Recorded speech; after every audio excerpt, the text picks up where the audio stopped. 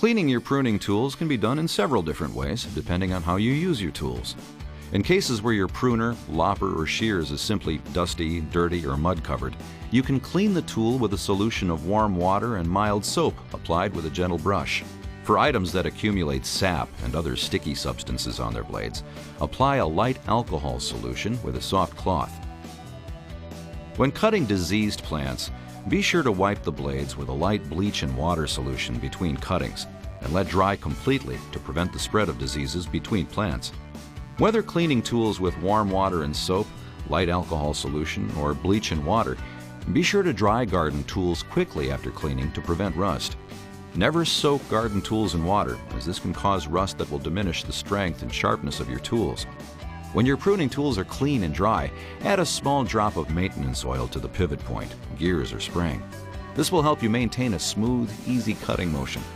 Additionally, apply a light coating of oil to the blades with a soft cloth to help prevent rust.